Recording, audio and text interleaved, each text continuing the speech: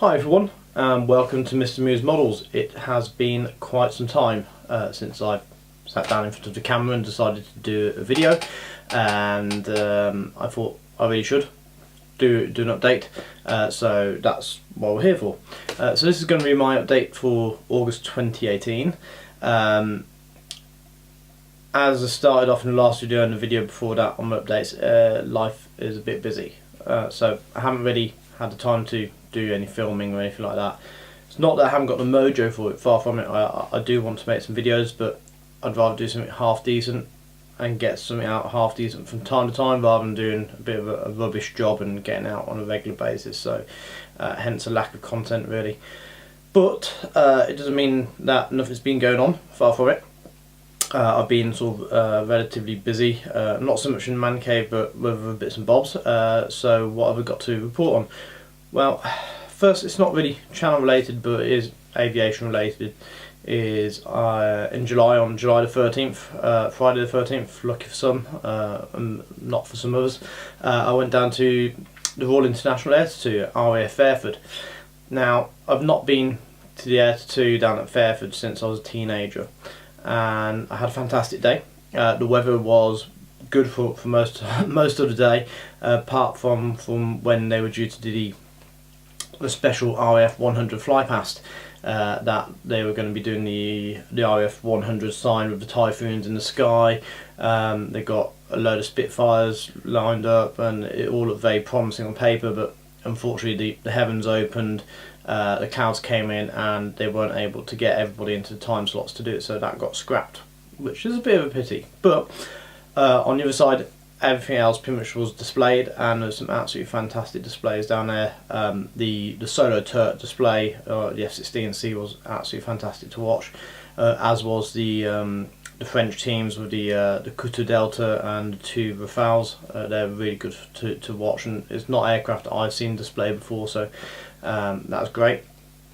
And then of course, obviously the acrobatic teams, the Frecce Tricolore from Italy were really good to watch, and obviously our good old own Red Arrows always put on a splendid show, and they put on a full show as well, so it was great.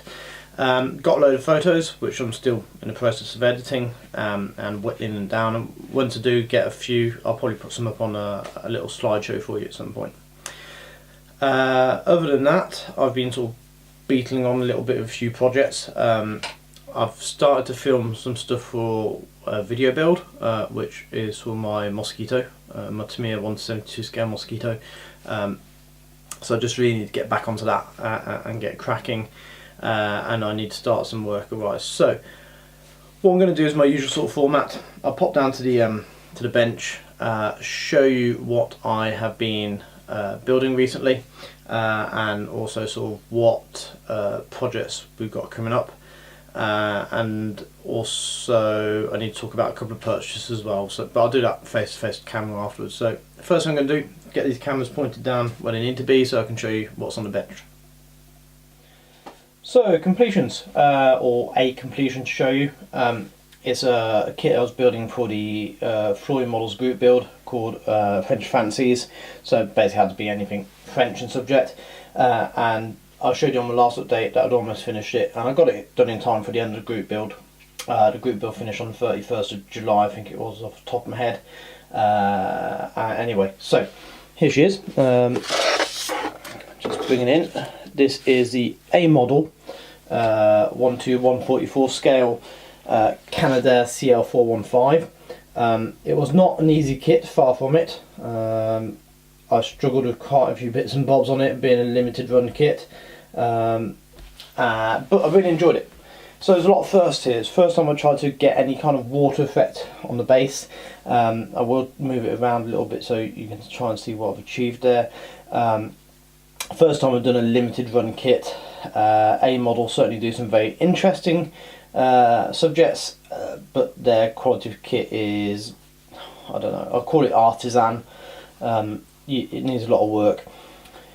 So this kit here is out of the box. There's a fair few mistakes on it regarding sort of like areas which got painted which probably shouldn't have been painted around the let me just get a pointing device, just around the canopy here. So I only realised that once I'd masked up and sprayed it, so silly me. Some of the photo etch I took off because it wasn't really going anywhere, and it wasn't adding anything to the model. It was causing me frustration, but that's what it is.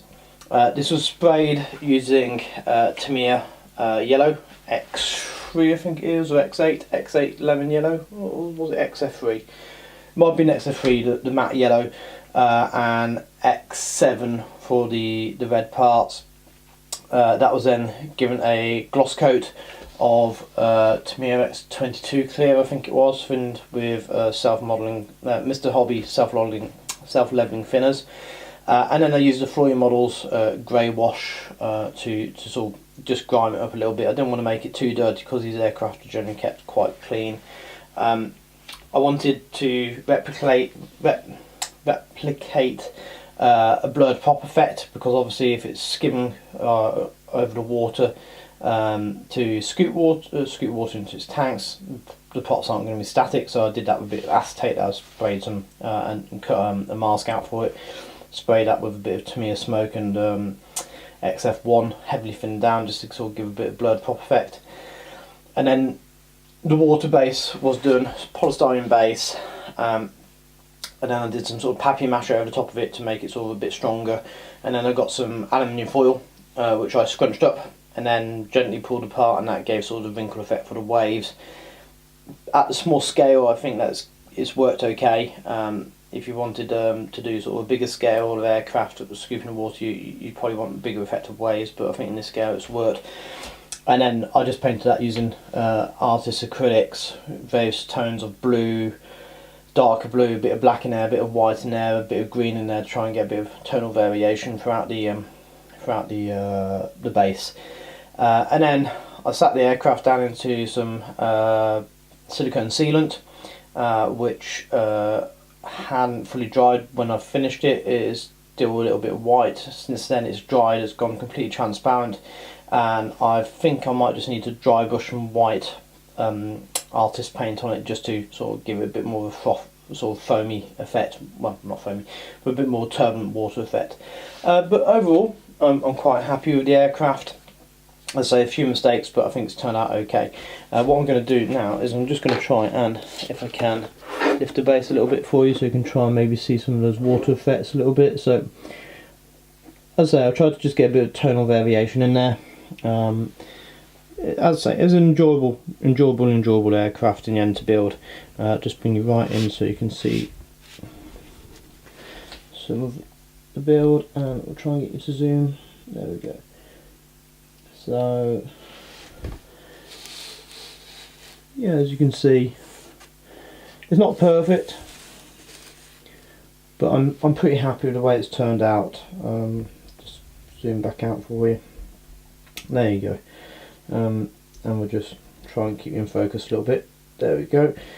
Yeah, no, I'm relatively happy. There's a lot of learning done on this build, because of new techniques and such forth. And it's always good to learn something from a build. So, taking that one away, I'm quite happy with it, really. That's the only completion I've got to show you, I'm afraid. So what I'm going to do now is have a quick chat about what's on the bench at the minute. The Augusta 109 still hasn't made much progress, so I'm just going to take a little slurp of the coffee here. So yeah, I was saying the Augusta 109 hasn't made any progress, I'm afraid, and that's simply because I just haven't had the mojo for that kit recently. So no work is done on that. In my last video I showed you I was going to start on the Vickers Valiant from Micromere for Martin and Mont's Bomb and Command group build. Haven't made a start on that yet either, and I probably need to. The group build, buddy build, sorry, finishes I think it's end of October, so I've got a bit of time ahead of me, but probably need to make a start. What I have made a start on is this. There we go. So Tamiya's Mosquito, which so far I will say is an absolutely beautiful kit. All I've done at the minute is done some work on some sub-assemblies. I'll just quickly show you those, and also the cockpit. There we go, pop it over there. So, sub-assemblies, I've started some work on the wings here, which you can see. Some really nice detail on the wings here. I've just going to bring it to the overhead camera to this bit. Blanked off the back here because this little hole here is supposed to be a transparent part. What I'll do is I'll paint it entirely, then put some silver in there, and then put a few drops of crystal clear in there to give it that lens effect. I generally find with the silver behind and the crystal clear it makes quite a nice little lens effect. So we've done that. Port and starboard wings on the sides. We've made a start on the engine nacelles here and the wheel wells. So let me just bring you all the way in if we can. There we go. So they're looking quite nice. I've painted the inside with sort of an aluminium and then just given it a quick wash with some oil wash, I think it was. So once again, port and starboard are done. We've got the inside of the nose primed up here, and that's looking very nice in primer. Just to bring it to the overhead camera here so you can see that. There we go, looking rather nice. That now needs some interior green spraying on the inside. And the cockpit. So let's bring it all the way in for this one. Right, so cockpit, let's get a bit of focus. There we go. So, the cockpit here came together quite nicely. It's quite nicely detailed. We've got a decal which I've put down for the instrument panel, and I've just put a bit of gloss coat over that, so that's ready for a bit of weathering. And then the inside of the cockpit here, I'll just try and catch it for you again. There we go, that's better. So that's come together quite nicely. Same again, it's had a gloss coat, it's ready for a bit of weathering, and I'm just going to do some very simple weathering, a little bit of oil on there. Just bring those up to the top camera, try and get you to have a look in there. So it's like looking quite nice. The detail on it's very good straight out of the box. I don't think you need any aftermarket on here. The only thing I do have left to do here is just here you've got a seat belt decal. Now I'm not a huge fan of it because it's got no sort of 3D effect, so what I think I'm going to do is probably get some really thick sort of tin foil, probably from a wine bottle, put the decal onto that, then cut it out nice and carefully, and then mount it in the seat. So that's the Mosquito. Just pop that back onto the work in progress shelf. So I need to carry on with that one, but the end of the SIG, which I'm building it for, which once again is a SIG being held on the Floyd Models website for the IF100, ends at the end of the year, so I've got plenty of time.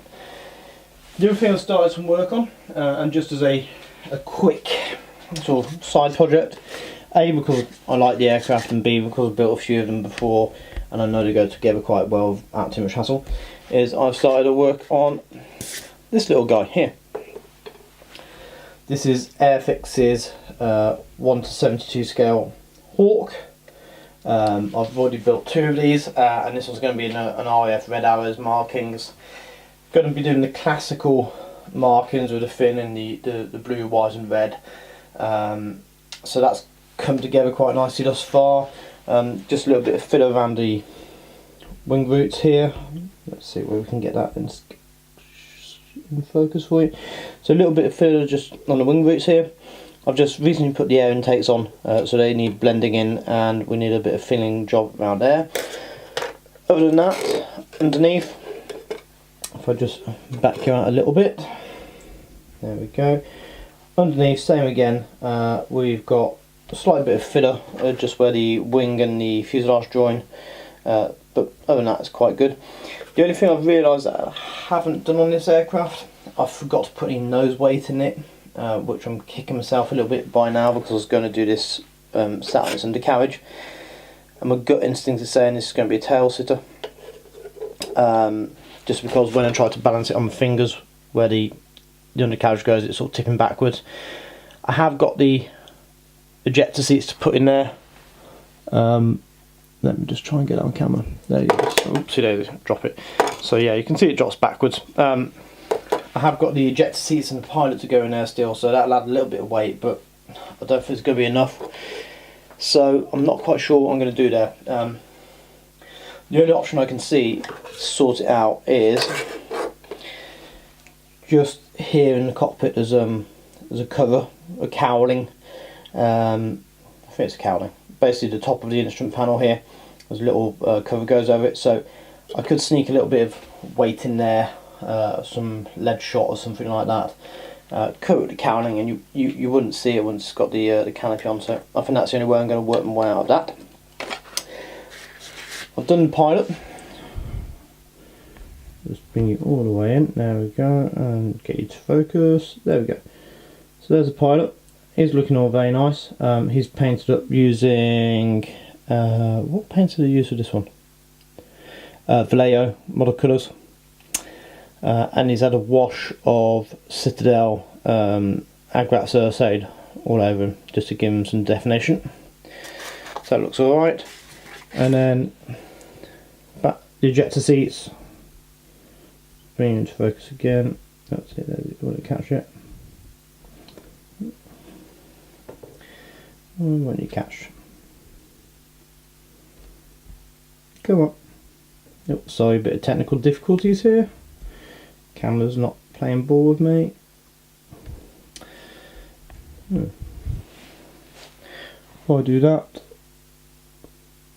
There we go. So the ejector seat's looking rather nice. They're just out of the box. They've had a little wash. So that's going to be for the pilot. And the one in the rear seat here. Just get into focus again for us, if you will. There we go. The one on the rear seat, I've done some homemade seat belts for it. Looking for my words there. So that's what I've got really ongoing at the minute. What I'm going to do now is flip the camera back round to face the front, and then I will have a little bit of chit chat about some purchases, and have a bit of a general waffle and wrap it up. So see you in a second, guys. So sorry, I ended up waffling a heck of a lot there, and I can tell that I've not made a video for a while because it's difficult to sort of get your train of thought over at the same time as doing stuff on camera, and I think it's one of those things, if you don't do it then you kind of lose the ability to do it. So it's one of those. Sorry that wasn't the slickest bit of video work, but hey ho, it is there nevertheless. So moving on to purchases. Purchases I've not had, well, I spent a bit of money but I haven't bought many kits. Does that make sense? First thing I bought recently was some paints, and these are some of the excellent MRP paints, and this is for the F35 for the have glass scheme on it. So it's the camouflage grey which is used on the modern F16s and the F35s, and the special sort of have glass varnish which has got the metallic flecky bits in it. So I bought this from MRP via, I'm going to say Mike Jolly. I'm pretty sure it was Mike Jolly. Anyway, I can't remember who it was from, but one of the model shops, and got those delivered, so quite happy with that. In terms of kits, I've bought two kits. The first one is this chappy here. It's Revell's 1/72 scale F16 Charlie, which I've already got a couple in the stash. It's a really nice F16, this kit, especially for doing like the European slash Middle Eastern sort of variants, because it's got quite a lot of stuff on the sprues. And this one comes in the Solo Turret markings. The reason I bought this is that I love the Solo Turret display it via Valiant, and I also got a signed poster from the pilot, so I've kind of got a little bit of an idea for a display with the poster in the frame, and maybe trying to have the aircraft flying out from the frame sort of thing. So don't know when I'm going to build it, but yeah, it looks good. The second kit I've bought cost me a fair bit of money, but I made quite a considerable saving compared to what it should be, and it's a kit that's been recently released, and to be honest I didn't I didn't have the intention of buying this kit. I had the intention of waiting for another kit which is due to be released relatively soon apparently. We've been waiting so long I gave in to temptation. So the kit we're talking about, if you haven't figured it out, this beastie here to me is 1:48 scale F14D Tomcat. I am a huge fan of the Tomcat. I love it to bits. I think it's one of my favourite aircraft in the whole wide world ever. Yes, Top Gun has got a lot to play with that.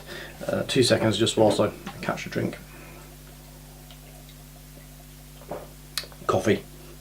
Yeah, so Top Gun has got a big play in my love for the F-14, but it's just such a cool looking aircraft. The swing wing, the fact that there's an interceptor which could pretty much intercept anything, longer range than anybody else with the Phoenix missile back when it came out, and the F-14A role, and how it kind of grew the aircraft into other roles because Cold War's finished. There's no longer the threat of backfires coming over the horizon and like firing off like anti-shipping missiles in the North Atlantic.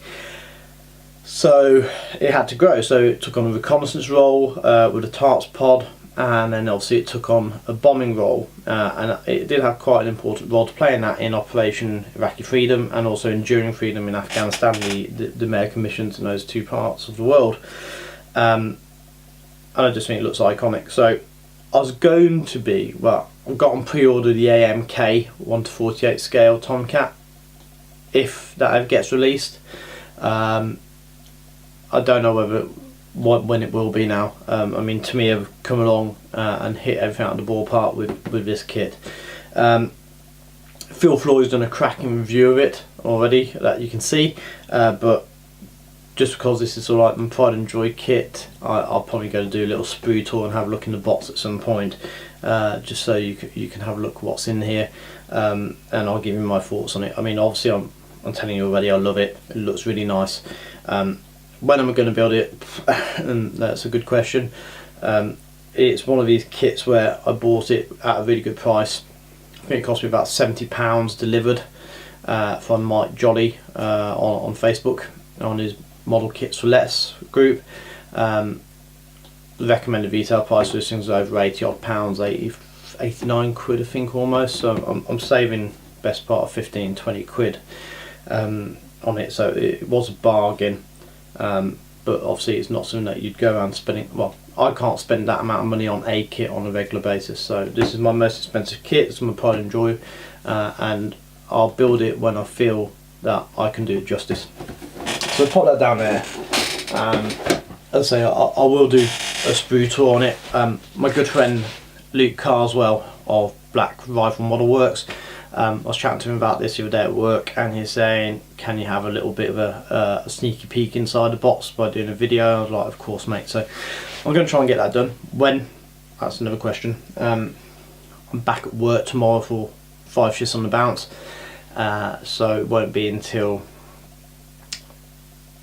Thursday at the earliest next week, and that's if things go to plan. We've got something sort of on the go at the minute which might crop up and put a spanner in the works, but I'll tell you more about that when it happens. So I think that's enough waffle from me. The last things I'm going to wrap up the video with are to say thank you to the subscribers as always. I've picked up another 3 subscribers. I also, God knows where from, because as I say, I haven't been releasing any videos. So big thank you to new guys who subscribed. Thank you very much, and a massive thank you to all those who've subscribed and watched the videos. If you do comment, I'll always try and get back to you, and I'll always appreciate good honest feedback. Whether there's anything I can improve in these videos to make them more enjoyable for you, please let me know. With that, I'm going to wrap it up here.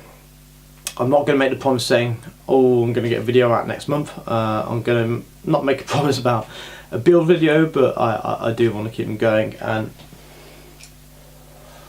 I might get that Valiant on the go, and then get the video going for it. And it's not a big kit, so hopefully it shouldn't take me too long to get it together. I think that's going to be more about the paint job in the anti-flash white. So hang fire for that. hopefully I'll get something done soon. I'll definitely be doing a sprue tour of that Tomcat, and probably a couple of the kits I've got in stash as well. So that's about it. As I say, I'm going to wrap it up. I'm going to say a big thank you to everybody who's followed me all the way from the start of my ramblings all the way to here. Well done to you. Big thank you to everybody who follows the channel, who likes the channel, who subscribes to the channel, and thank you so much for your support. It's really appreciated, and I look forward to seeing you soon again on the camera, and also I look forward to seeing hopefully a few of you at Telford. Is it too early to speak about Telford? Maybe it is. Maybe we'll leave that for next time. But Telford's obviously coming November. Okay, we're only August, but it's going to come quickly, and I will be there. So but I'll waffle more about that on a different day. So enough waffle for me. Thank you very much, guys. Keep up the modelling, have fun doing it, take care, and we'll see you soon. Bye.